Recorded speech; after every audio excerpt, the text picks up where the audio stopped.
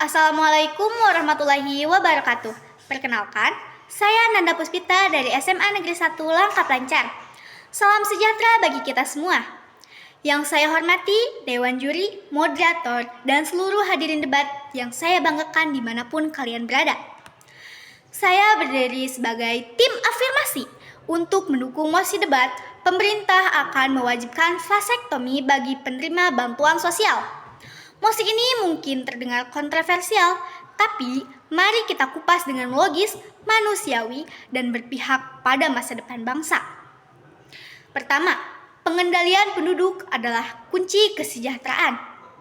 Pertama-tama, mari kita akui bahwa pertumbuhan penduduk yang tidak terkendali adalah akar dari banyaknya masalah sosial dan ekonomi. Angka kemiskinan tinggi, pengangguran meningkat, akses pendidikan dan layanan kesehatan memburuk. Semua berakar dari jumlah penduduk yang jauh melebihi kapasitas dukungan negara.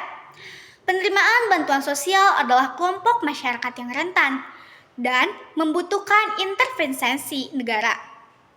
Namun, jika mereka terus memiliki anak tanpa perencanaan, maka lingkaran kemiskinan akan terus berlangsung turun-temurun.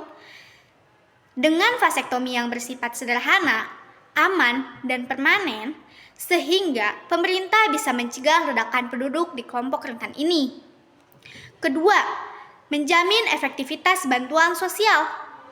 Negara memberikan bantuan sosial sebagai bentuk kehadiran dan keadilan sosial. Tapi, jika satu keluarga miskin terus bertambah anak tanpa batas, berapa banyak pun bantuan yang diberikan tetap tidak akan cukup. Dampaknya, pemerintah akan terus terbebani dan masyarakat lainnya akan ikut menanggung akibatnya lewat pajak dan pengurangan subsidi publik. Dengan kebijakan vasektomi ini, bantuan sosial akan lebih tepat sasaran dan berdampak jangka panjang.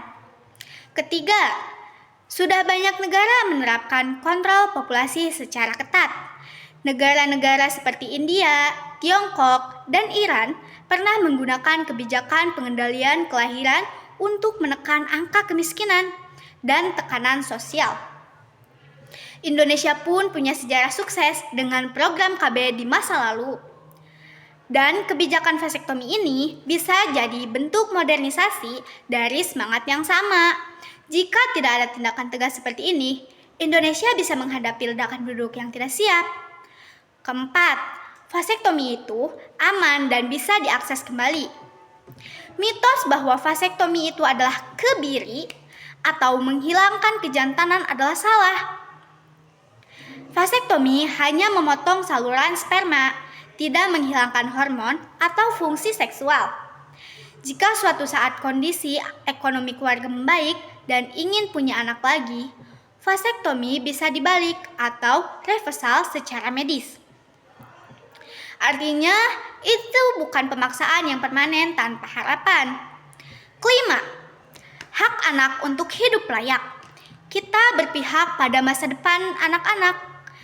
Anak yang lahir dalam kemiskinan ekstrim berisiko mengalami gizi buruk, tidak sekolah, hingga menjadi korban eksploitasi. Apakah kita ingin terus membiarkan anak-anak lahir ke dunia tanpa jaminan hidup yang layak?